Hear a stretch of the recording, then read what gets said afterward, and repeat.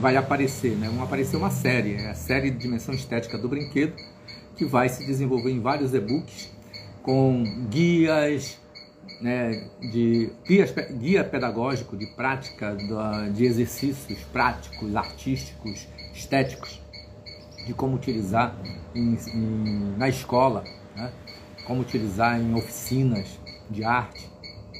Então, é um e-book assim, que ao mesmo tempo que ele traz as questões teóricas como fundamentos, né, que é necessário a gente se fundamentar, saber por que isso, por que acontece isso, como fazer isso, né, e quais são as referências que estamos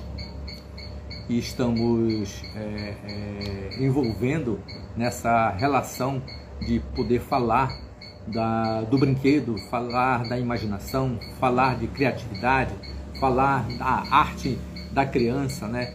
Desde a arte infantil de criança a partir de 2 anos até crianças bem grandes, né? Pré-adolescentes e adolescentes que que o professor vai poder ter acesso a esses conhecimentos para que ele possa, com certeza, praticar de forma bem coerente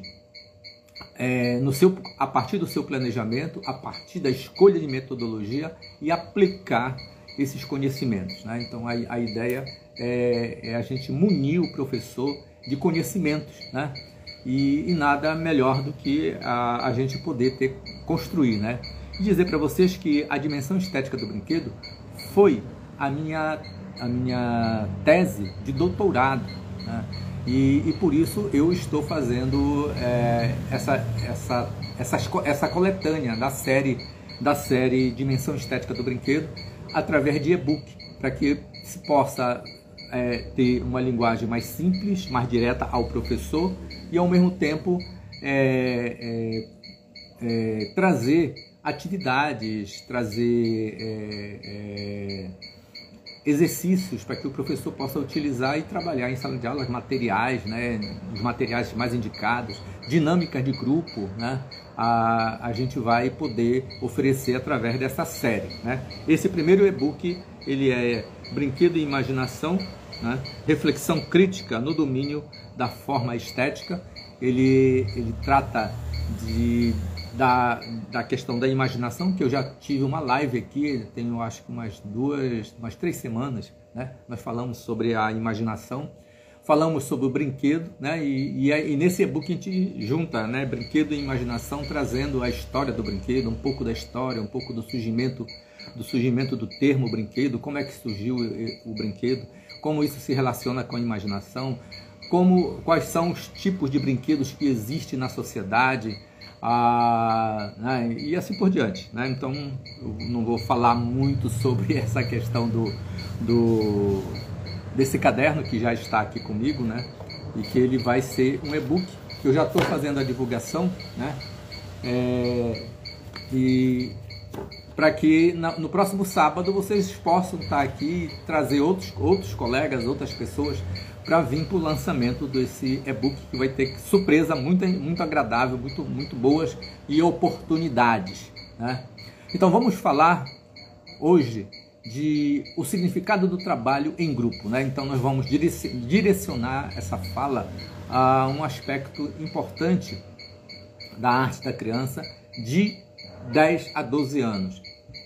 9 anos, né, até 12 anos, né? 10 anos já é mais fechado, e até os 12 anos, né, que já muda totalmente o comportamento da criança em relação à sociedade, em relação ao modo de como ela vai encarar as novas experiências artísticas, e vai exigir do professor, né, vai exigir do professor uma compreensão diferente do que ele estava acostumado anteriormente de se relacionar com a criança, né? Então muda totalmente esse comportamento. Então para isso a nossa fala de hoje ela vai se dividir em 2 partes. Uma que eu vou falar sobre os 4 pilares da realização de uma boa aula de arte, né? Já com base na experiência dessa faixa etária de 10 a 12 anos e vamos falar sobre a importância dessa idade, né, que é a idade da turma, né? Olha só como mudou. Agora é a idade da turma, né, de 9 até 12 anos, né? Ele começa aos 9 e vai até os 12 anos. Então, quem tem crianças em casa, quem trabalha com criança nessa faixa etária, vai poder ter algumas descobertas, algumas coisas, e algumas coisas que você já desconfiava de que era assim. Aí eu vou te dizer, a gente confirma, porque nós não estamos falando só simplesmente de observações empíricas, né, das nossas práticas de anos e anos, né, de mais de 30 anos de sala de aula, mas que nós estamos falando de referências científicas, né, que mostram essa idade da turma, como o comportamento dela e como ela é importante para o nosso planejamento, né, para o nosso planejamento pedagógico. Então, para quem não me conhece ainda, eu vou me apresentar de novo, né? Eu sou o professor Alicia, sou artista visual, artista plástico, sou arquiteto, sou das artes visuais, sou professor de artes visuais na universidade e fiz mestrado em comunicação, fiz doutorado em educação, né? Então, por eu ter feito doutorado em educação, eu estou muito próximo das questões pedagógicas, porque eu passei 15 anos no curso de pedagogia na minha universidade. Depois que eu voltei para o curso de arte, eu era do curso de arte, fui para a pedagogia, aí eu voltei para o curso de arte, né? Onde eu estou até agora, e tenho desenvolvido essa tarefa, né, que eu tomei como missão de poder compartilhar o meu conhecimento de arte, de arte e educação com as pessoas que queiram se relacionar nesse âmbito, nesse métier, né? E por isso eu tenho feito essas lives. Já estou mais de um mês fazendo essa live. Eu acho que hoje eu acho que é a quinta live, já tem 5 semanas que eu já estou fazendo essa live. Eu quero continuar fazendo a live aos sábados nesse horário, né? E poder encontrá-los, né? Encontrá-las aqui, né? Nessa live, e a gente poder conversar e eu poder apresentar esses conhecimentos. E se você tiver algum conhecimento, a gente poder trocar ideias, como tem acontecido durante a semana. Muita gente tem me procurado e eu tenho conversado com as pessoas a respeito de alguns aspectos da sua vida profissional como professor de arte e alguns aspectos da vida de estudante também, né? Porque tem alguns estudantes que também têm me procurado com algumas dificuldades e eu tenho procurado conversar com esses estudantes para que eles possam esclarecer e possam desenvolver os problemas que eles estão enfrentando, né? Assim, para resolver, não desenvolver, mas para resolver os problemas que estão enfrentando, né? Então nós temos aqui o Power King 9, né? Olha, Power King 9, de onde você é, Power? Prof. Estela Luz, olha a Estela Luz aqui, que legal. Raquel Mega, Cássia, Renata, né? De onde vocês são? Muito boa tarde, de onde vocês são? Você poderia colocar aqui para a gente e para que nós possamos estar conversando, né, sobre essa questão, né? Então vamos falar primeiramente sobre os 4 pilares para a realização de uma boa aula de arte, considerando essa faixa etária de criança de 10 a 12 anos, né?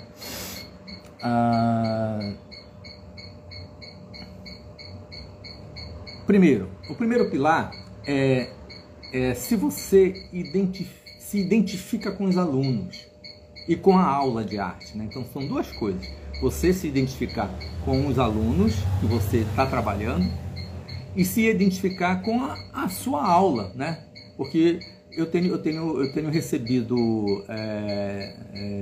comunicação que tem pessoas que se sentem frustradas de estar trabalhando com determinadas séries, de estar trabalhando com arte de um determinado momento que não quer, mas simplesmente por questões financeiras permanece naquele local. Tem outras pessoas que já me disseram assim, que passaram 5 anos, 8, 10 anos e desistiram de dar aula de arte por falta de alguns conhecimentos mais específicos, principalmente esses conhecimentos que eu estou apresentando aqui, por ter dificuldades e a escola não dá o conhecimento suficiente, assim, a ajudar o professor a superar as suas dificuldades e ele poder estar tranquilamente trabalhando em sala de aula. Então, a primeira coisa é se identificar com os alunos e com a aula de arte, né? Então, isso é importante. Então, isso desenvolve 4 aspectos, né? O primeiro aspecto é: o aluno deve sentir-se importante e que as suas atividades dos alunos na sala de aula, né, ele possa corresponder às necessidades do aluno, né, e não do professor, né? Porque às vezes o professor coloca como central a necessidade dele, professor, e não a necessidade do aluno, né? E é claro que o professor tem que se afinar nessa relação com a necessidade do aluno, porque se ele não conseguir fazer isso, o que vai acontecer é que o aluno vai ficar desmotivado, não vai achar atração que possa colocá-lo dentro do eixo da aula, e o professor vai se sentir assim, como se esse aluno não se corresponde legal comigo, né? E aí ele começa a se sentir numa situação ruim, né? Em relação à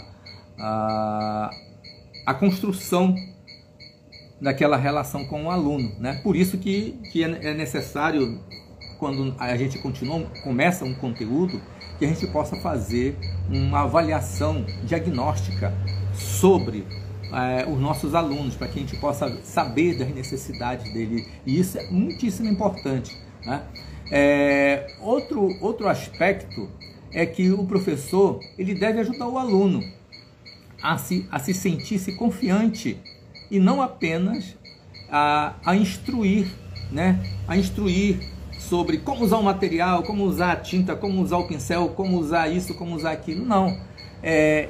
Ajudar o aluno a se sentir confiante, né? Isso é um aspecto muitíssimo importante. O aluno se sentir confiante na companhia daquele professor e aquele professor se sentir que ele é útil à formação daquele aluno, né? Então essas duas coisas se complementam e é importante isso. Outro aspecto é que o professor ele não deve falar mal da produção artística do aluno, né? Mesmo para o aluno, né? E isso tem que ter uma estratégia, não é assim dizer, chegar, é como por exemplo, você pegar um desenho de uma criança de 4, 5 anos, a criança fez uma garatuja, a criança mostrar feliz da vida para você uma garatuja e você dizer assim para ela: nossa, que desenho feio, né? Pronto, acabou com a criança, acabou com o desenvolvimento confiante da criança, porque ela fazia aquilo feliz, porque ela conseguia fazer aquilo, e o adulto veio e disse que não prestava, que era ruim, que era feio, né? Usar essa palavra feio, né? E com os nossos alunos nós não devemos fazer isso, né? Não devemos dizer, tá feio, peraí, vamos pensar no seu trabalho, aí primeiro escutar o aluno, né? Escutar o que é que ele tem a dizer do seu desenho, da sua produção, né? E você, ao mesmo tempo que ele vai falando, você vai já vendo que palavra vai escolher para dizer alguma coisa, né? Porque às vezes o aluno ele quer que você diga se está bonito ou se está feio. Ele quer isso, porque ele vem de uma sociedade que está baseada nesses conceitos antagônicos, né? Então, ele quer saber disso. Então, mas você tem que ter uma estratégia para não dizer que está feio, que está bonito. Não, peraí, vamos analisar. Mas primeiro você tem que escutar o seu aluno e ele vai revelar sobre aquilo e você vai poder emitir uma opinião que não vai ser uma opinião agressiva, vai ser uma opinião construtiva, né? E você pode dizer, olha, pode ser que isso aqui possa se resolver de outra forma. Vamos pensar que se você fizesse assim, ele não poderia melhorar, né? Então começa a dar sugestões de mudança, de transformação, e o aluno vai se sentir amparado, confiante, e vai sentir confiança em você, e ele vai poder fazer transformações no desenho dele, né? Sem que você possa falar mal da produção do aluno. E esse falar mal está incluído também a comparação, comparar o desenho do fulano com um do Beltrano, juntar e dizer, olha, o fulano faz melhor que você, né? Olha, o fulano faz assim, é elogiar um e não elogiar o outro. Aí isso é problemático, né? Então nós temos que saber utilizar essas estratégias de como temos que falar do desenho, da produção artística da criança, né? E sempre, primeiramente, escutá-los, né? Quando você pega uma garatuja de uma criança, que ela já está na última fase da garatuja, com a garatuja nomeada, atribuições de nome, ela dá um nome para aquilo, e é só rabisco e tal, peça para que ela fale, né? Ela vai revelar coisas que você não está vendo, né? E que ao mesmo tempo que ela revela, você começa a encontrar nexos naquilo que ela está te mostrando, e isso é importante, né? Então, em todas as fases da criança, primeiramente, vamos escutar. Eu estou falando de criança especificamente, porque o nosso tema aqui, mas do adulto também, né? Quando você está no ateliê que está trabalhando as aulas de arte, né, com adulto, tem adulto que diz assim, mas eu não sei desenhar, eu passei, às vezes, eu já tive alunos de 60, 70 anos que se aposentaram e resolveram se dedicar a aprender a desenhar, a aprender a pintar, né? Eles chegam assim muito sem confiança neles, né? E a gente tem que fazer com que eles se sintam confiantes em si e confiem na gente, que nós podemos levá-los a uma transformação, a sair de um determinado ponto para ir para um outro ponto, né? E eu tenho conseguido fazer isso com muitos alunos, mas assim, da mesma forma que a gente fala com os alunos, a gente tem que falar com os adultos, com os idosos também, né? Para que eles não se sintam desprestigiados, né? Eles têm que se sentir prestigiados, né? E se a gente começa a dialogar sobre o desenho dele a gente faz com que ele fale, verbalize sobre a produção artística dele, é legal, porque a gente começa a formar a nossa opinião sobre o trabalho dele e ver quais são os caminhos que nós vamos seguir para poder falar da produção artística dos nossos alunos, né? Esse é o primeiro pilar, né? De nós nos identificarmos com os nossos alunos e com as aulas, né? Com nossos conteúdos que estamos trabalhando, né? O segundo pilar é promover a identificação do aluno com o meio, né? O meio social, o meio cultural, o meio ambiental, o meio urbano, o meio rural e outros meios, né? Então, são diversos meios onde nós passamos, né? Nós vivemos, né? E cada um desses meios a gente se relaciona com uma identidade, né? Nós temos uma identificação com esses meios, né? Se nós estamos no meio social, cultural, ambiental, urbano, rural, nós temos uma relação, né? Então, a melhor estratégia para que nós possamos trabalhar essa relação da identificação do aluno com o meio é levar os alunos, né? Para pintar ao ar livre, por exemplo, né? Ou então desenhar na praça, né? Eu faço muito isso com meus alunos. Levo eles para a praça, levo eles para a feira, levo eles para a rua, né? E lá nós fazemos, né?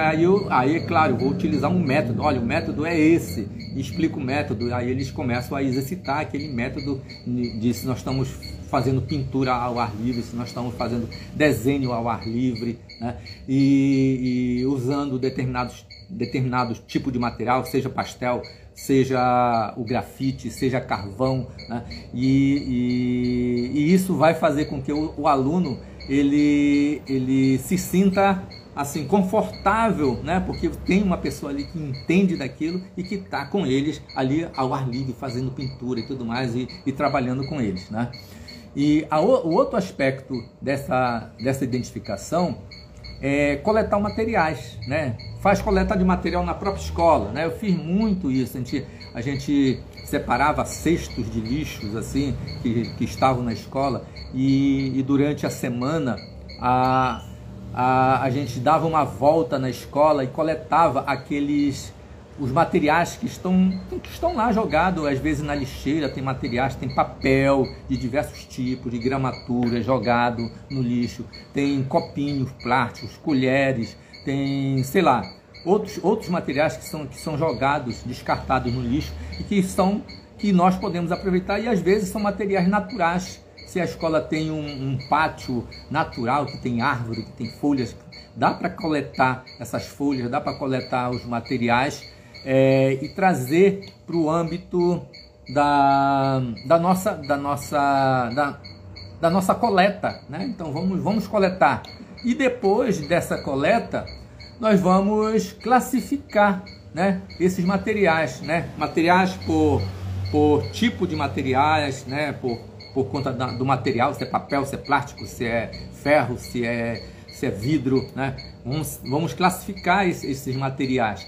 E depois de classificados, nós vamos experimentar esses materiais, né? E é claro que aí tem que ter um método também, né, de como fazer tudo isso para experimentar. Mas a ideia é que a gente insira o aluno nesse meio, né? No meio escolar ali, ou então, às vezes tem alunos que já entrou numa sintonia da coleta.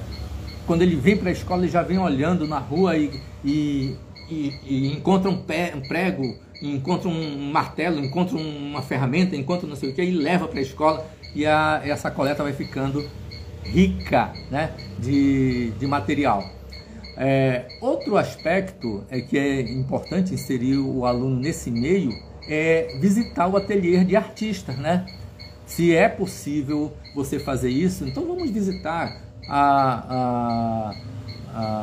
o ateliê de um artista que trabalha com determinados materiais, para que ele possa fazer uma palestra para a gente lá no ateliê, porque no ateliê você sente o cheiro das coisas, a tinta, vê os materiais, onde eles estão, como eles são organizados.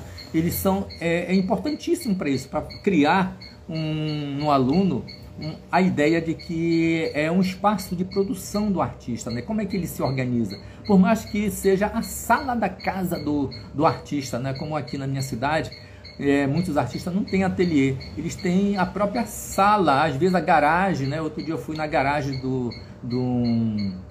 que é o ateliê do artista, né? Lá tinha mistura de materiais de diversos, de mecânica, ao mesmo tempo tinha o carro, e ali do lado tinha um espaço de pintura, né? E bem organizado, até com painel e tudo mais, onde se colocava as coisas. Então, essas coisas que são surpreendentes, né, para o aluno, dizer, olha só como ele se organiza, olha só como ele pinta, né?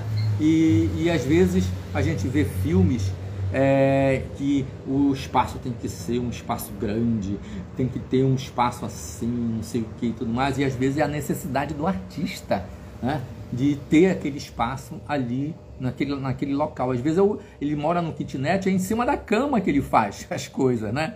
Eu estive em São Paulo em 2021, eu acho que foi lá que eu conheci a Estela, que está aqui, e um artista dizia assim, não, eu moro no kitnet que é tão pequenininho que eu produzo em cima da cama, né? Então aí forrava a cama e colocava o cavalete, não, a prancheta, né, em cima da cama, e ali ele fazia a produção dele. Então visitar o ateliê do artista é uma coisa assim surpreendente, legal, né? Outra é visitar museus, né? os museus físicos mesmo, né? Museu de arte, não só o museu de arte, outros tipos de museu museu de ciências naturais, museu da física, museu, sei lá, de diferentes situações, né? Eu levei uma vez um grupo de crianças num projeto que eu trabalhava, e era crianças de uma invasão, né, no terreno da universidade, e lá tinha um programa que nós desenvolvíamos com crianças, e na minha universidade tinha um museu de geologia, e eu levei as crianças para o museu de geologia, e olha só a surpresa, né? Até para mim que foi surpresa, que eu não conhecia o museu, foi a primeira vez, e eu fui com esses grupos de crianças. Lá tinha fósseis, tinha diferentes tipos de pedras, que eles coletam na região, né? E fósseis, quando eles estão fazendo escavações, que eles vão e encontram coisas ali. Então é interessante e surpreendente. No Museu de História, né? Nós fomos no Museu de História, que tinha também tanto documentação, mas como também muitas fotografias de diferentes épocas, né? Então isso mexe com o imaginário da criança, né? E ir nos museus, não só museu de arte, mas outros tipos de museus. E se faltar museus, e se faltar ateliê de artista, entra no Museu 3D. Bora, vá no Museu Frida Kahlo, maravilhoso. Vá no museu, tem muitos museus brasileiros, né, que estão em 3D, né, que dá para se fazer muitas coisas interessantes, como como é o nome dele? Agora falhou aqui, mas eu vou já lembrar. Muitos museus brasileiros 3D, eles oferecem visitas, né, que você pode fazer uma atividade lúdica com as crianças nesses museus digitais 3D, né? Pela internet. Basta ter um laboratório de informática na escola e tem possibilidade de acessar e ir aos museus.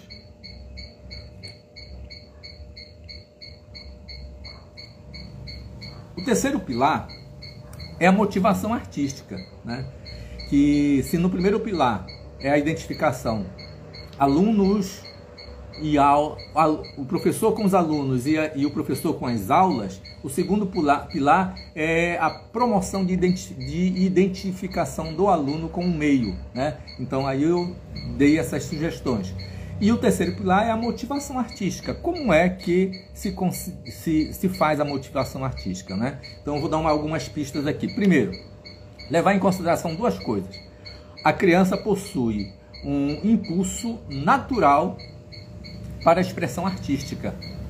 Isso leva ao entusiasmo por um tema, por um tópico. Se você propõe e discute com ela sobre um determinado tema ou um determinado tópico, né? Ela já tem uma impulsão natural para aquilo, né? Ela quer fazer, né? Ela está motivada, e se você segura a motivação dela com o entusiasmo que ela está ali, então pronto, juntamos as duas coisas e é capaz de motivar a criança a ela desenvolver. Vamos supor que você levou as crianças ao ateliê do artista, né? E ela ficou muito empolgada, né? E nesse momento da motivação artística, né? Vamos fazer o ateliê do artista, vamos criar o ateliê do artista, um tema, né? Vamos fazer alguma coisa que o artista fazia lá, né? Não que vai copiar o artista, mas que se passou por uma questão de como é que o artista cria, como é que ele vai buscar os seus temas, né, para pintar ou para esculpir, ou para, sei lá, o que fazer, construir, né? É bom trazer, né, para esse momento, né, que a criança já está empolgada e mantenha a motivação dela, né? Outro aspecto é estabelecer a estratégia do diálogo, sempre, né? Para que o aluno ele pense que, assim, olha, né, o aluno está assim, ele nem está produzindo, mas todo mundo está produzindo, aí você encontra um aluno que não está produzindo, né? aí você chega lá e começa a conversar com ele, né? Não que você vai chegar assim, por que você não está produzindo? Não, não é assim, né? Você vai conversar com ele, né? Com aquele aluno ou com aquela aluna e começar a perguntar outras coisas, né? Tipo assim, você está tendo alguma dificuldade, né? E talvez ele diga até assim, não, nenhuma, né? Então aí muda de assunto, né? Você viu a notícia de hoje da guerra, não sei o que, aí começa a explorar. Você gosta de videogame, você gosta, aí vai buscando temas que estão dentro dessa faixa etária que você está trabalhando com os alunos, né? E ele vai começar a falar e você vai conduzindo aquela conversa para a produção artística, né? E sem saber, sem perceber de que você está conduzindo, ele vai pensar que é ele que está tendo a ideia, que é ele que está conduzindo você a pensar naquilo, né? Isso é muito importante, ter uma estratégia de diálogo com o aluno, né? Porque o aluno vai decidir, né? Não é você que vai decidir por ele, é o aluno que vai decidir o que ele vai fazer, né? Aí você pode trazer de algum modo, né? É uma conversa muito particular e muito individualizada, que somente naquele momento que você vai conseguir. Talvez você leve 1 hora de conversa, 30 minutos, talvez você comece hoje e termine na outra aula a conversa com o aluno, né? Mas é importante que se estabeleça esse diálogo, se estabeleça uma estratégia de diálogo com o aluno e não se importe se ele não consegue produzir imediato, né? Isso não é importante. O importante é o processo, de como você está conduzindo o processo da discussão com ele, e aquilo vai estar mexendo com ele. E aí, vamos supor que de repente você já avançou bastante, você faz uma proposta dele olhar algum tema específico, olhar na internet alguma coisa e trazer resposta para você, e a partir dali você conduzir o diálogo, fazendo com que ele decida produzir, ele decida realizar alguma coisa, porque você já começou a trabalhar na mente daquele aluno, né? Então, essas motivações, elas são individuais, né? Mas pode ser em grupo também, né? Às vezes, os interesse por projetos, por determinados temas em conjunto, faz com que a criança ela pense com um outro colega e comece a discutir determinados assuntos que fazem parte da mesma relação do mundo deles, né? Então aí é importante a motivação em grupo, não individualizada, como nós fizemos anteriormente, né? Outro aspecto é a exploração de material, né? Então, vamos supor que você coletou um monte de material e você quer mostrar para eles que é possível, por exemplo, vamos supor que você tem uma caixa cheia de pregos enferrujados, né? E você diga assim, você faça uma experiência com ele. Olha, vamos fazer o seguinte, vamos jogar em cima desse tecido esses pregos e vamos borrifar com água salgada e vamos deixar secar e vamos ver o que acontece, né? Aí eles vão fazer essa experiência, porque eles ficam curiosos, querem saber o que vai acontecer, né? E é claro que vai produzir, a ferrugem vai passar para o tecido, né? E se o tecido é de algodão, melhor ainda, né? Que ele absorve e aí mancha, faz umas coisas muito interessantes. E eles, posteriormente, eles podem organizar composições com aquelas ferrugens e produzir outras coisas, né? Essa é um modo de explorar os materiais, né? Pode explorar o material pela cor, o material, né, a partir das cores. Então vamos supor que você está trabalhando cores complementares, né? E você já trabalhou, já falou como é que funciona as cores complementares. Então vamos fazer um desenho de observação. Vamos lá para fora, vamos pegar uma árvore, vamos pintar a árvore. Olha que cor é a árvore e tal, né? E dizer assim, olha, vamos pintar a árvore de verde. E qual será a sombra da árvore, né? Vermelha, né? E começar a viajar nisso, né? E mostrar que na história da arte você pode mostrar elementos na história da arte de que teve artista que já fez isso, né? E produziu esses efeitos, né? E vai lá procurar os artistas que trabalharam com esses efeitos, né? De cores complementares. Pode ser texturas, né? Fazer frotagem, fazer plotagem, né? Produzir texturas de diferentes materiais, com areia, com pedra, sei lá, com outros tipos de serragem, né? Outros tipos de material misturado com tinta e tudo mais, e produzir texturas, né? Pode ser que esses materiais eles possam ser classificados por tamanhos. Então vamos supor que de repente você tem vidros, né? E podem fazer esses vidros ficarem, pegar um martelo, colocar um pano em cima e ficar batendo, e vai ficar todo esmigalhado, né? O vidro, e jogar cola num determinado espaço, colocar esses vidros, aí produz um efeito, né? Ou então colar numa certa ordem, né? Sei lá, explorar o material. Estou dando alguns exemplos, mas ele entra na sua cabeça com uma diversidade de possibilidades, né? Mostrar a produção artística que já foram feitas no passado, né? Se está trabalhando o vidro, vamos mostrar o vitrô, né? O vitral, né? Os tipos de vitrais como eles são feitos atualmente, né? Com fibra de vidro, e como ele já feito no passado, e tem gente que ainda faz técnicas desse vitral anterior, né? Ainda se faz hoje, né?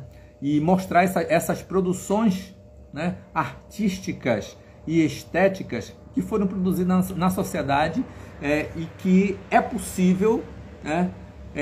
Tomar como referência para que o aluno possa explorar os materiais e conhecer a produção artística, histórica, social, econômica, visual, né? Dessa cultura visual que nós estamos envolvidos, né?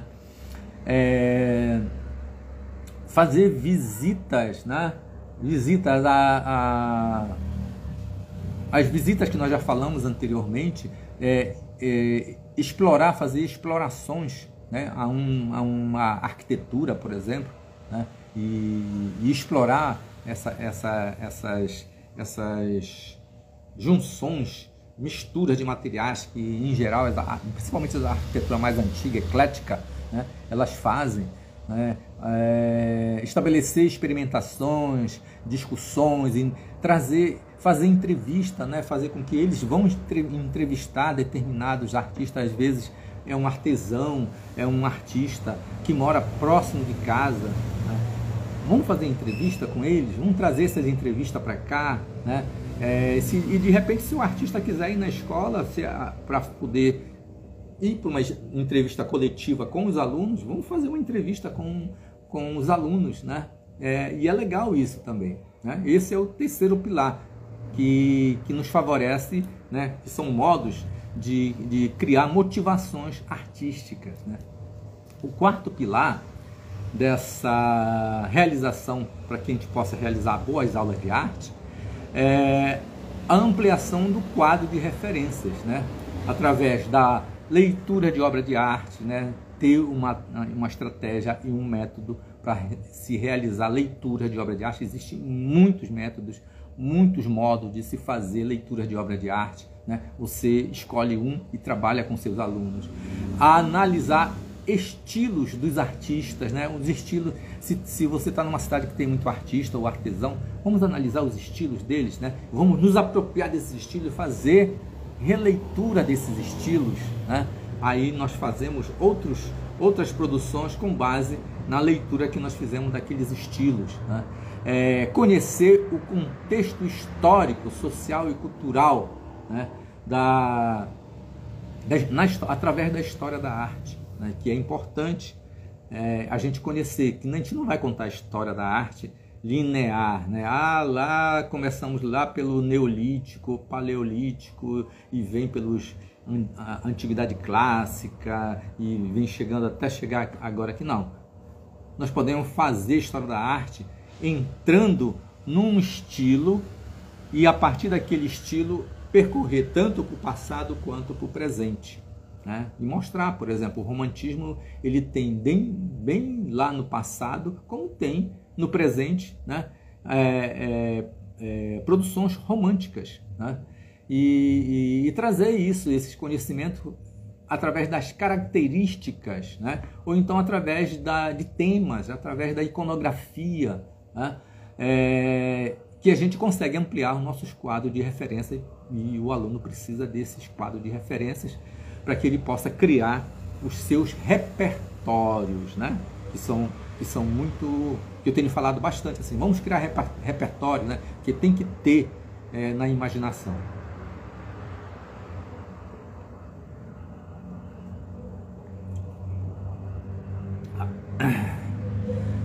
Aí eu vou dar aqui uma boa tarde para Geilza, Evanita,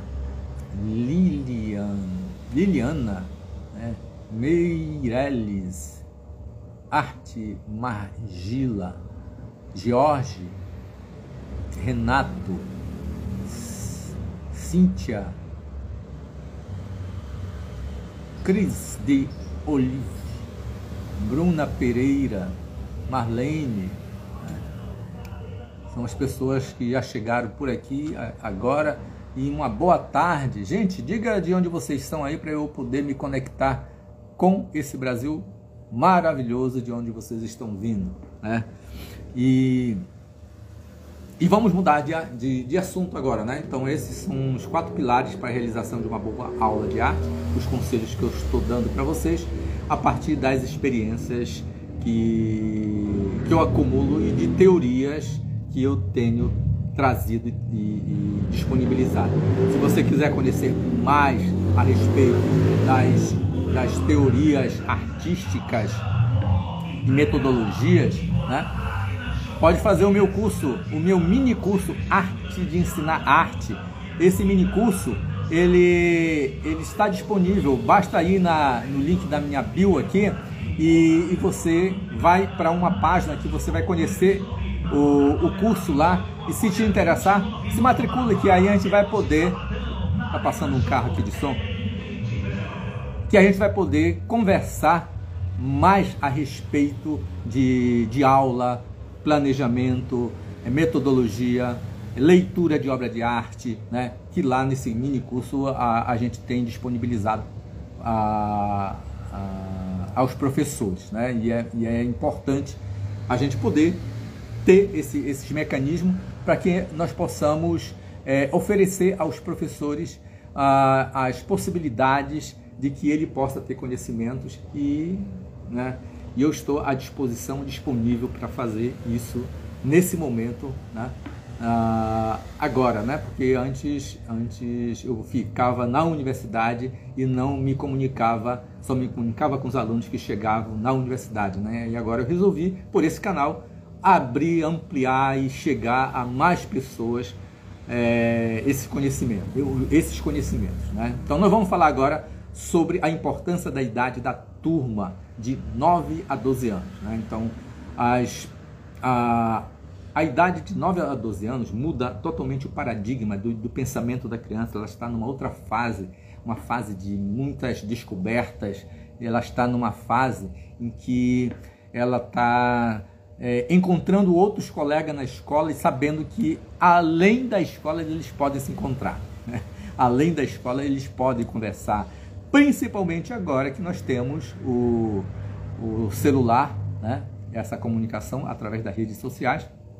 Eles se encontram constantemente através das redes sociais, do computador, né? Do tablet, né? Do celular, e essas descobertas no âmbito da escola são descobertas de interesses semelhantes, né? Então, dentro da escola, na turma que você está trabalhando, eles têm uma relação com um determinado grupo. Então, se forma até dentro da sala de aula diversos grupos pequenos grupos de meninos e meninas que eles dialogam, né? Então, por interesses semelhantes, né? Então, nós temos essas descobertas, né? Outra coisa que faz com que eles se reúnam são os segredos, né? Eles têm os segredos que estão compartilhados em comuns, né? Então tem coisas que eles estão descobrindo que são segredos e eles compartilham entre eles, né? Entre os grupos, não entre a turma inteira da sala, não, mas entre os pequenos grupos que se formam dentro da sala de aula. Do prazer de realizar coisas em conjuntos, né? Então eles também têm esse né? O professor ele é capaz de propor uma atividade coletiva e eles sentem prazer de desenvolver determinadas atividades coletivas porque eles sentem prazer naquela realização. Mas é claro que o professor tem que estar atento para que sob o interesse dos alunos, não o interesse do professor, né? E o professor ele tem que ter aquela estratégia do diálogo que eu já falei anteriormente, né? Para que ele possa conversar com os alunos e fazer com que eles pensam que eles que estão decidindo, né? Mas na verdade o professor está conduzindo toda a conversa para que eles possam decidir, né? E realizar coisas em conjuntos. Outro aspecto é que em grupo o fazer é poderoso, né? E é melhor que o solitário. Eles vão perceber isso, que se eles se juntarem, eles conseguem fazer coisas grandiosas, coisas grandes, né? De tamanhos que não é só o tamanho do papel A4, né? Ou A3, mas tamanhos grandes, né? Então eles pode fazer mural, né? Pode fazer esculturas grandes, construções de esculturas com caixas de papelão encontrado em supermercado e fazer grandes construções. É possível fazer isso, né? E eles começam a perceber que se eles se juntarem, eles são capazes de produzir coisas grandiosas, né? De tamanhos grandes, grandes formatos, né? É crescente o progresso da independência social do domínio do adulto, né? Então eles querem ter as suas decisões, eles querem ter as suas independências do mundo do adulto. Não, foi um adulto que deu a ideia, então não vale, né? O que vale são as ideias dele. Então, por isso que o professor tem que ter aquele cuidado da estratégia do diálogo para conversar e fazer com que eles pensam que estão decidindo, que eles pensam que estão fazendo assim. Na verdade, eles estão fazendo assim, né? Só que o professor está por detrás, orquestrando toda uma relação com os alunos, fazendo com que eles possam se estabelecer nessa relação de decisão fora do domínio do adulto, né? Porque também nesses grupos, né, nessa idade da turma, tem os interesses dos meninos e tem os interesses das meninas. Por exemplo, o interesse das meninas: vestido, moda, festinhas, filmes românticos, linguagem secreta, né? Hoje eu estava até perguntando para minha esposa se ela conhecia a linguagem do P, que na época que eu trabalhava em escola de ensino fundamental era a linguagem do P. Não sei se ainda existe hoje, mas deve ter outras linguagens que deve estar rolando por aí, que outro dia eu vi um outro tipo de linguagem que as meninas estavam utilizando como linguagem secreta, né? A guerra, né? Ela estabelece guerra com os meninos, né? Então, o que são as vontades do menino não são as vontades das meninas, né? E os meninos também fazem isso. O que são as vontades das meninas não são as vontades dos meninos. Então, a gente estabelece uma separação na sala de aula, né? Então, os meninos, eles ignoram as meninas, né? Então, eles vão ignorar as meninas, né? Tudo que é coisa de meninos, não é coisa de meninas. Eles andam juntos, né? Então, tem as turmas. Eu me lembro, assim, que na minha escola, quando eu estudava, que tinha a escada das meninas e a escada dos meninos. Aí os meninos e as meninas usavam saias, né? Saias plissadas. E subiam aquelas escadas. Então, a gente era proibido de de ir para a escada para poder ver a calcinha das meninas quando elas estivessem descendo. Então ficava sempre as serventes lá, não deixando os rapazes passarem para ali, né, nessas faixas etárias, né? E o que os rapazes faziam? Eles pegavam um pedacinho de vidro, de espelho, colocavam no sapato e ficavam andando para poder ver as calcinhas das meninas, né? Então olha só as estratégias. Então isso é que os meninos andam junto e começam a tramar coisas, né, para poder atuar na escola. Interesses pelo esporte, né, desenvolvem interesse pelo esporte. Hoje as meninas também desenvolvem também essas práticas de esporte. Eles criam esconderijos, né? Se não é na escola, é fora da escola, eles criam um esconderijo para eles poderem se encontrar e poder falar de coisas que em casa não se fala, né? E eles acabam dialogando e estabelecendo essas relações, né? E se estabelecem nessas perspectivas, tanto meninos quanto meninas, como se estivessem se separando, né? Então isso é uma história pedagógica que os professores trabalhar, né, a respeito desse interesse. Quais são os interesses dos meninos, quais são os interesses das meninas? O que os artistas homens fazem e o que as artistas mulheres fazem, né? Claro que isso é para poder estabelecer uma problemática e poder desenvolver no âmbito da escola uma discussão, né? Trazer esses elementos dos artistas homens e dos artistas mulheres, até porque na nossa história oficial da arte a gente não encontra nos livros publicados muitas produções femininas, mas que existem, né? Já existem publicações, não a nível do Brasil, poucos a nível de Brasil, né? Boa tarde, Simone Van Gogh, legal esse seu nome, Simone Van Gogh. E de onde você é, Simone Van Gogh? Fala para mim. E quem está aqui também, por favor, diga aí de onde vocês são, né? Para a gente poder ver a dimensão da nossa ação, né? A Paula CM Jansen, a Jaqueline, né? Mar, Minhas Histórias, Daniele, né? Domingos Nunes, olha o meu amigo aqui, artista, esse é artista, né? Da minha cidade, Marabá. Alaska Lemes, olha só, Nuris, Kaique, Aliene, Ilza Barros, Ivanita, né? E outros mais que estão chegando aqui. Muito prazer de vocês poderem estar aqui conosco, né? Francisco Gomes chegando por aqui. Simone, né? Ela é arte educadora, Simone, oi Simone, né? A Alesca é do Rio de Janeiro, a Simone é de Curitiba, que legal, olha, nós estamos lá em Curitiba, né? O Francisco Gomes, né? De onde é que ele é, né? E assim, né? A Paula é de São Paulo, Tietê, olha que legal, né? Então nós estamos assim atuando e chegando a várias situações, né? Nesse Brasil, né? Com essa comunicação. E o quinto tópico da importância da idade das crianças, elas captam um mundo que reflete emoção, né? Todo o tempo, né? O Francisco Gomes é de Brasília, olha que legal, Francisco. Capta um mundo repleto de emoções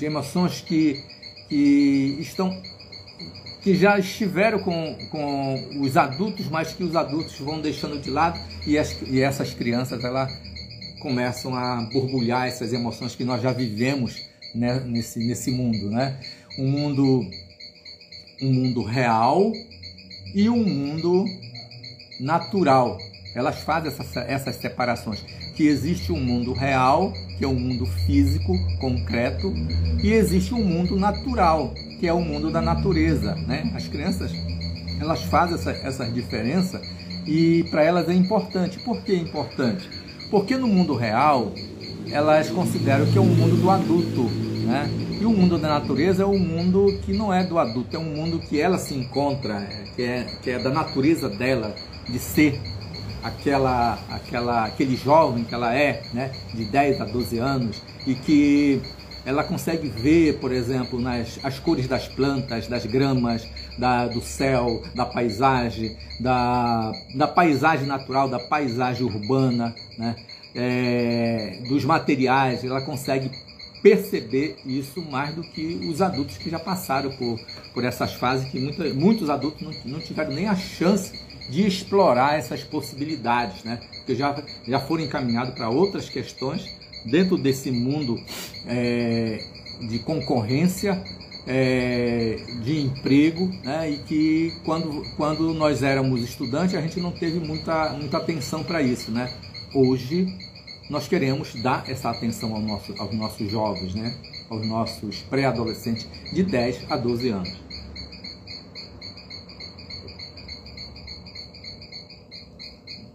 Então, como é que é então o desenho dessas crianças de 10 a 12 anos, né? Primeiramente, há uma transformação no conceito de figura humana, né? Ela muda e vai mostrar a diferença. A criança ela vai fazer o desenho dela e vai fazer agora a diferenciação do sexo. Vai desenhar a figura feminina usando adereços femininos, né? Roupas, modelos, cabelos, né? De forma feminina, e o masculino mostrando de forma masculina, né? O desenho, né?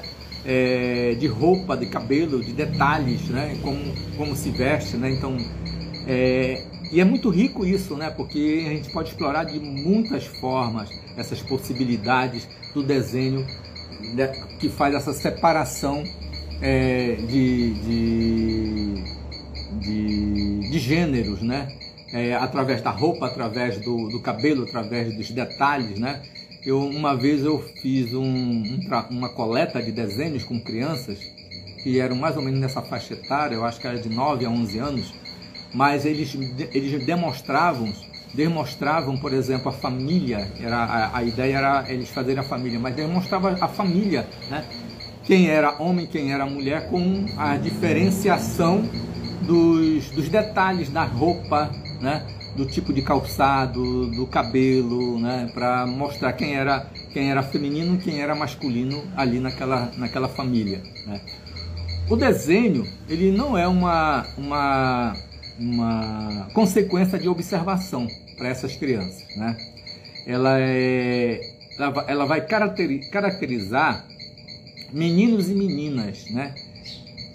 A partir dos detalhes. Então para a criança, está muito mais a relação dos detalhes que meninos e meninas utilizam do que a observação que ela faz diretamente das pessoas que estão na sua volta, no seu cotidiano. Então, quanto mais detalhes ela inserir as coisas que ela desenha, mais interesse ela tem no seu desenho. Continua a premissa, né, que nós estávamos falando na vez passada sobre as crianças de 7 a 9 anos, né, que quanto mais detalhes ela faz no seu desenho, mais consciência ela tem do mundo, né? Continua da mesma forma. Então, quanto mais detalhes ela faz dos desenhos realistas, né, naturalista, aí no caso, mais detalhes ela tem consciência daquele mundo, né? Então, a observação que ela faz do mundo, ela vai acumulando. Como, por exemplo, ela não faz mais a linha de base que ela fazia anteriormente para colocar os desenhos em cima daquela linha. Agora ela começa a perceber que, assim como eu estou aqui me mostrando para vocês que eu estou aqui nessa mesa, aqui tem uma mesa, né? Se eu coloco essa caneca aqui na frente, a caneca está na minha frente, eu estou atrás da caneca e tem um quadro aqui atrás que está atrás de mim, né? Então ela começa a perceber essa profundidade. Essa profundidade chama-se sobreposição de planos, né? Então a gente vai tendo essas sobreposições de planos e ela vai aprofundando, vai trazendo essa ideia de fazer essa profundidade na sua produção artística através do desenho da pintura, né? Boa tarde, Gabriel. Olha o Gabriel aqui, lá de Canaã, dos Carajás, né? Aqui conosco. Cheguei agora, que bom, ainda bem que chegou. Legal. E as cores que ela vai decidir são as cores que representam a própria natureza, que representam as coisas do mundo, né? Ela começa a ter interesse por textura, por experimentar, né? Se a gente mostrar, por exemplo, uma entretela e mostrar um tramado de coisas assim, ela começa a se gostar daquilo. Então ela pode fazer composições, pode fazer diferentes montagens com aqueles elementos, com papéis, com recorte, né? E produzir texturas legais. E claro, você tem que entrar com um conceito de textura e classificar as texturas e fazê-las classificarem as texturas e mostrar para elas as possibilidades de usar as texturas, né? A Zene, boa tarde, Zene. Que legal, professor. É isso aí. Zeni, né? Zeni Silveira. Né? Então, esses interesses pelas texturas, né?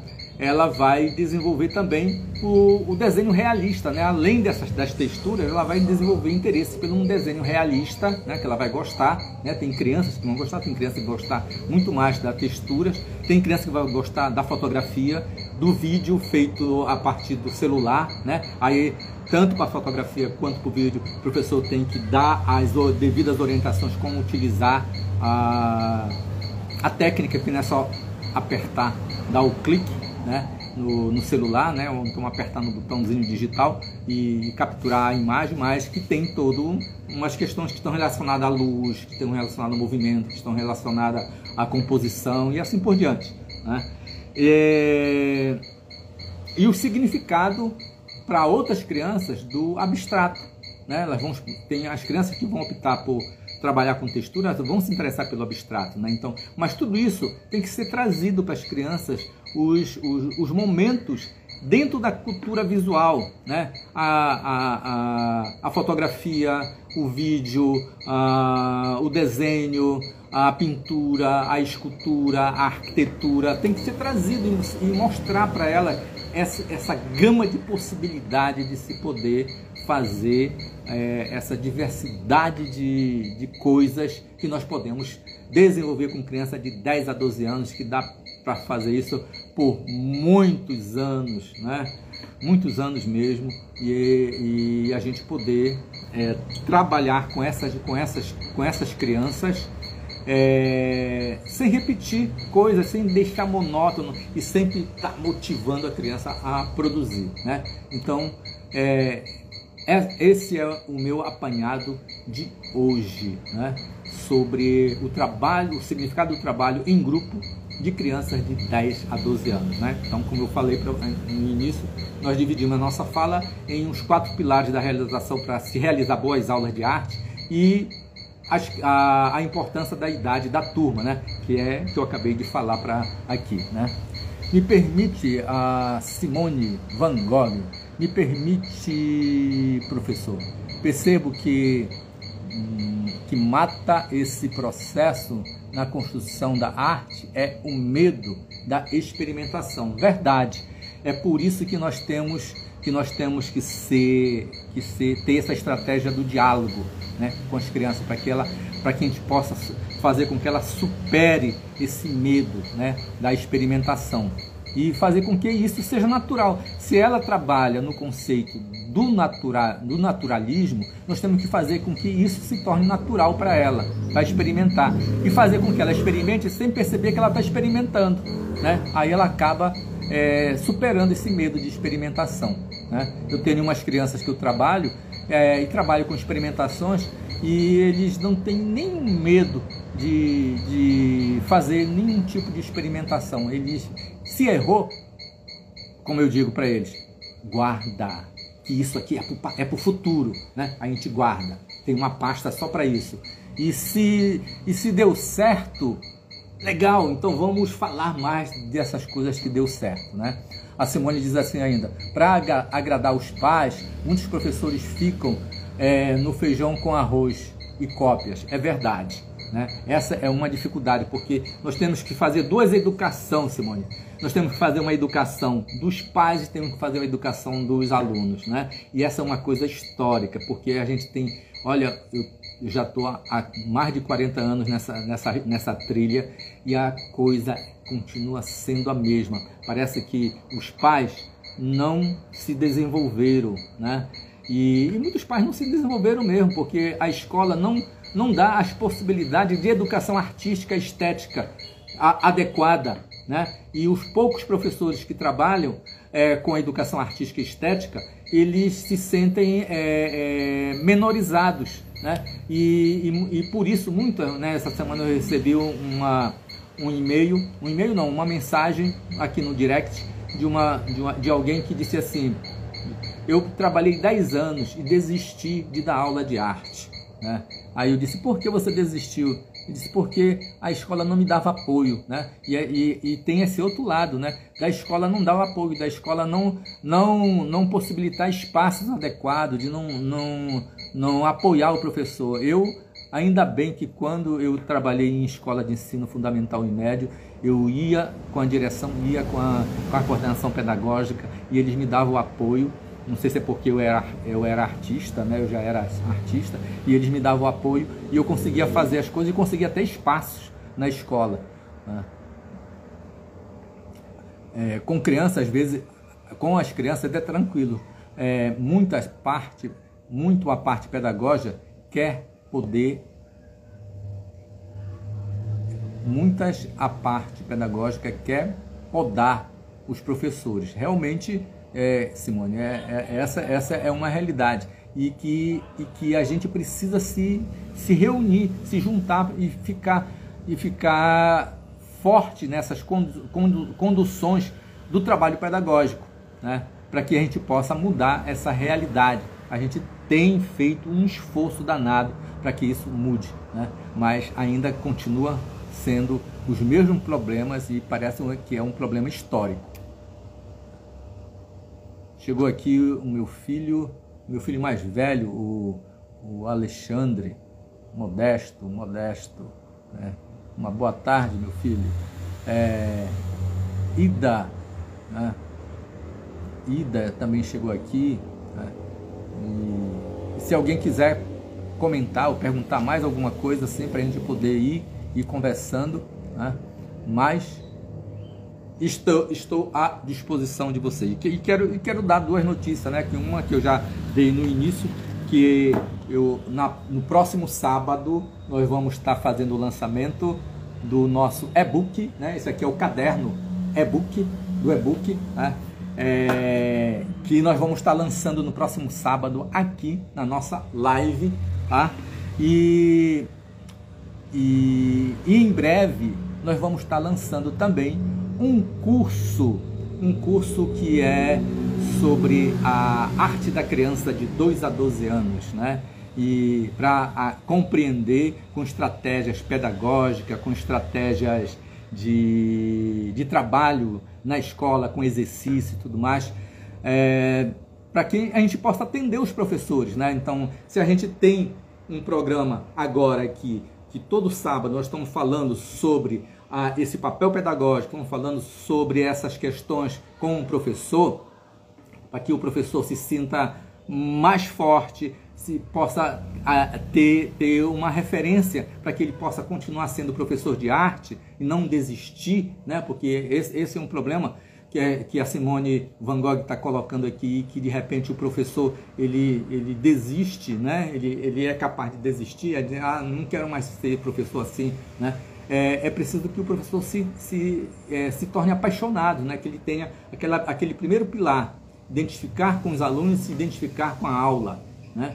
E poder desenvolver as nossas atividades. Então, por isso que nós estamos lançando essas possibilidades de a gente ter esses cursos, ter esses e-books, para que o professor possa ter essas referências. E eu estou à disposição para conversar, como eu tenho conversado durante a semana com muitos que vêm para cá, e inclusive até estou começando até a fazer orientação de TCC com alguém que estava com dificuldade de terminar o curso e agora vai terminar o curso porque a gente vai estabelecer um diálogo e essa pessoa que sentia tanta dificuldade, ela vai conseguir terminar o curso dela e vai para esse campo de batalha que é o ensino da arte e educação, e que a gente precisa lutar para aumentar a carga horária das nossas disciplinas na escola, né?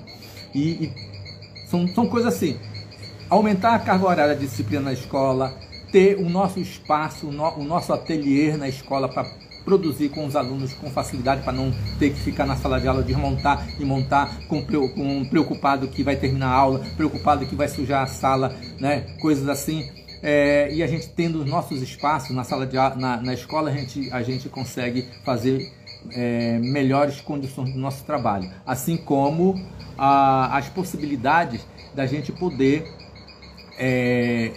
manter os materiais de coleta, materiais que a gente precisa tanto para desenvolver determinados trabalhos com as crianças e que muitas vezes a gente não tem, né, na escola. Deixa eu ver mais, quem tá dizendo assim, a Simone diz, a instituição valoriza o que é esteticamente bonito.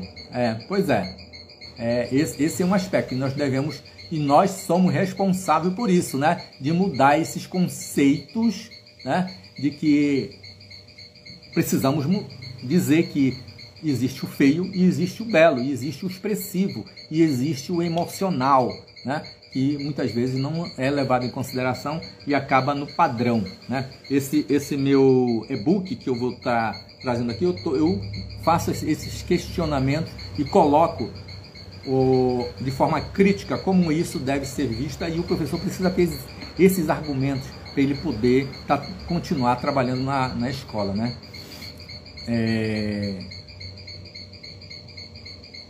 Tenho ganho essa briga com o sistema, mas sempre às duras penas. Verdade, Simone.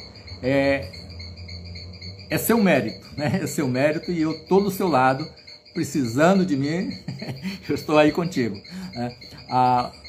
A Zeni, ela diz: professor, trabalho com crianças de 4 a 5 anos. As experimentações estão a todo vapor. Beleza, olha só como é legal, né? É uma faixa etária muito legal de se trabalhar, porque elas estão sempre muito dispostas, as crianças, e se a gente dá segurança, dá confiança, né? Mantém elas assim, motivadas mesmo, vai de vento a popa, né? Eu tenho umas crianças também nessa faixa etária e que a gente consegue fazer muitas coisas com elas, né?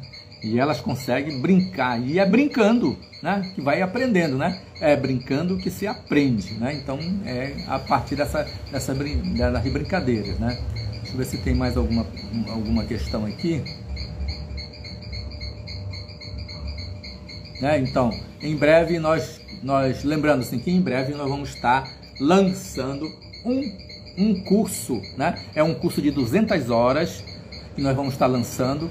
Esse curso de 200 horas, ele tem um certificado de 200 horas, que para muitas escolas, para muitos professores, vale um curso de aperfeiçoamento, né? 200 horas. Nós não vamos fazer um curso de especialização, porque nós precisaríamos de um time de professores. Mas como nós estamos agora só, né, nessa empreitada, nós vamos fazer um curso de aperfeiçoamento de 200 horas, e que esse curso de aperfeiçoamento de 200 horas, para muitas prefeituras, equivale uma progressão, né? Dá para fazer a progressão no trabalho do professor, e ele poder aumentar um pouco mais o seu salário, né? E nós vamos estar oferecendo esse curso, que em breve nós vamos estar falando mais sobre ele, e nesse momento é o que eu tenho que revelar para vocês sobre essa questão do curso, mas que ele vai acontecer, que é entendendo a arte da criança, né? O nome do curso é Entendendo a Arte da Criança de 2 a 12 anos, né? Nós vamos nos deter a isso e é claro, ali nós vamos ter metodologias, nós vamos ter atividades, nós vamos ter práticas lúdicas, práticas artísticas, né? E vamos estar trabalhando tudo isso até que nós falamos hoje aqui, mas só que de forma mais focada, né? Porque aqui é uma live, não dá para a gente detalhar tantas coisas, mas nós vamos estar trabalhando coisas mais focadas. E no próximo sábado quero convidar que vocês venham e tragam outras pessoas para o lançamento, do e-book, né? Brinquedo e Imaginação, né? Que eu já estou divulgando no meu Instagram, tá? E vocês podem participar e ver. Eu vou fazer algumas promoções muito legal sobre o caderno, sobre o e-book, sobre um livro, né? Que vai ser importante para que o professor possa ter, caso ele queira, para se munir de conhecimentos. Quanto mais conhecimento nós tivermos sobre essas práticas, melhor, porque nós vamos poder fazer esses convencimentos como a Simone Van Gogh já está fazendo, né? Simone Van Gogh, você é das minhas de guerra, né? Legal, e é isso aí. Então eu vou encerrar agora aqui, tá? E muito obrigado por vocês terem participado dessa live importantíssima e aguardo vocês no sábado para o lançamento do nosso e-book Brinquedo e Imaginação. Boa tarde.